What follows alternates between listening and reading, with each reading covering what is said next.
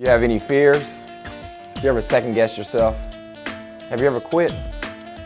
Well, if you have, I'm glad, because this series will help you. Welcome to Mean Green Mastermind series. I had those same questions, so I want to interview the top people on the top platform to see what success patterns they have. And guess what? You're about to see it today, right now. Terry Williams. Yes, sir. AKA Terry the Trainer, man. Appreciate you for coming out, or letting me come out, I should say. This is the league. Where's the camera? This is the league, man, in the Heights. Obviously, we have the one in East Downtown. You gotta check it out. But hey, I think this is what drew me to you, honestly. You're not out there saying, I'm this type of brand or all these different regimens that are popular. You created something literally from the ground up. You're not out there following different, I guess, popular environments that people are doing. Tell me about going against the grain a little bit, not doing what everybody does and doing what you feel was in your heart or spirit. So real quick, we'll go into the business and then we'll get back to the fitness side. I think in business, short answer, you have to be disruptive to your industry or you don't make it. I don't feel like going with the flow helps out, because when that's no longer hot, you're not either. But if you create your own, you've always got your own. You got to be brand disruptive. On the fitness side, I have a difference in philosophy from most formats. Like I said, I'm a bit of a geek. I did a lot of schooling for it, even though it was because I forced myself into more school over it. But even to this day, I love reading. I love just taking in new content. I love, kind of like you do, interviewing people, learning from them. Anytime I work with an athlete, I request to speak with their strength conditioning personnel at their program. And I drive them crazy until they're ready for me to get off the phone. I want to know what kind of drills are being used. How do you structure your regimen? What are you doing nutritionally that makes you better than the next program? I feel like if I marry myself to somebody else's brand, I'm stuck on their ideas and whatever Kool-Aid they're drinking. Is it a time or a place where you like at rock bottom with your career or a life-changing move or transition period? Yeah, I think my answer to this one's probably going to be different from a lot of people's answers, because I think when we think of starting from the bottom, we think of being broke. And then this now we're here thing is now I'm shining, now I'm making money, right? I'm going to be real. I make less money now than I did when I was upset and frustrated with my situation. Working for a gym full-time, I had a salary. I had a 401k plan set up. It was a great company. They were going to take care of me. My health insurance was off the chain. You know what I mean? I know. Working 17, 18-hour days, client after client, running gun, teach like 5 different class formats, back and forth here to there, location to location, working really hard, passionate about fitness, not necessarily loving, say, the environment I was training in, the type of equipment they had. I wasn't able to call any shots. You know what I mean?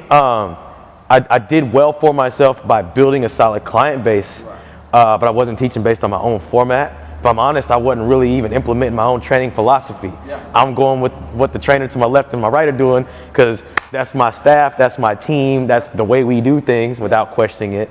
I'd say the bottom for me was just a moment of being like, you know, not as exciting to work for somebody else. I want to do my thing, even if it means I got to taste the bottom with looking for a place to open up my building. But when you bring all those different challenges up, the one word pops in my head is fear.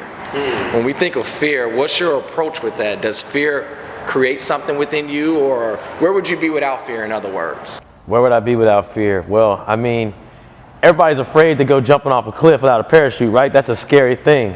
But it's fear that'll push you off that cliff. It's feeling that uneasiness, that discomfort, that, man, I don't even know what I'm about to get into. Somehow, some of us are just, I guess, sadistic enough that it's compelling. Like, you know what? Let me find out. Let me see what that feels like. I'm going to learn how to build a parachute on the fly, on my way down. And I just feel, I don't know how I know, but I know I'm going to land on my feet. And that's what taking that leap is all about. I have 2 locations for my gym now, as do you. Even when you can develop things and branch out and grow and experience that side of things, there's still things coming against us on the daily. I'll be the first one to tell you, I don't have a perfect situation, man. There's so many challenges. If fear stops you from starting, fear is going to absolutely stop you from growing. And so it's just one of those things you got to learn to live with. Like, let's keep it real. If you're not failing during your workout, you're not getting better from that workout. Like if you just kind of lollygagging around and kind of sort of, you gotta push yourself to the limit to find out where your limit is, and you fail in the process of going towards success. And I think that carries over even outside of just fitness in every single facet of life. Like I said, I'd be the first to tell you, like, failure, oh, it happens right here to this guy for sure. I feel like I'll fail as many times as I have to. Like, I'll sit on the bench as long as I have to, knowing that I'm gonna be dancing in the end zone at some point. You're not gonna stop me. You know what I'm saying? I just feel, and it's not a pompous, egotistical thing. It's a faith thing, man. Like, I'm not gonna be stopped.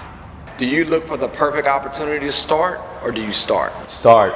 Can you elaborate a little Always bit on that? start. Yes, I'm passionate about this one. You cannot wait for the perfect moment because it's never, ever going to happen. If you waited for the perfect moment, you would have missed so many opportunities that were like near perfect or kind of sort of seemed okay. And like these opportunities were dressed up in hard work and you shied away from it because you're looking for like the sure shot. I mean, how many times you watch a football game and you see like a little 5-yard dump off pass when the quarterback was in duress, but that running back who caught the pass that was not a designed pass play took off, broke one tackle, and he's off to the races. Opportunity is all you can ever ask for. Like, trophies don't just get handed out. You get opportunity, you got to act on that, and then earn your way to the trophy. I feel like if you wait for the perfect moment for anything, you've waited too long. It's time to start. If it was a car that represented you that drive on the streets of Houston, Texas, what car would it be and why would it be that car? A Jeep Wrangler Unlimited. What you got? Why? And that's actually the car that I have, as a matter of fact. Man, the Jeep is the do-everything car. I had a car for a little bit that had like the touchscreen navigation and like a rear view camera when you back up, and you know, all that was cute. But then I got my Jeep and it's just like rugged. There's no frills, there's nothing pretty about it, and that's fine because you can pop that top off on a sunny day, and if the whole city floods, you riding clean. Without any worries. Right. If traffic is bad, you can hop a curb. If it's a little bit of mud on it, it doesn't take away from the value of that car. It actually looks better when it's more rugged and has a little mud on it. I like to get my hands dirty. I work hard. And I'm not really too concerned about how it looks. It doesn't have to be like some status symbol. And fun fact, Jeeps do not depreciate as fast as other cars because the body style doesn't change. It's a classic, iconic look. So I'd like to think that I do a good job at holding and representing strong value and working hard. And you can bring the flood, you can bring whatever, but I'm unbothered. I'm gonna keep on trucking. How do you find you? Yeah, I'm on all social media platforms, all the major ones: Twitter, Facebook, Instagram, as at Terry the Trainer. Simple to remember. The league's website is trainwiththeleague.com. So if you figure you might want to train with the league, just go to trainwiththeleague.com. That's how you find me. Sweet. No doubt. Thank you. Man, love you. Love you I'm too, sure brother. we'll continue to see success from Terry and the league, for sure. Likewise, man. All right.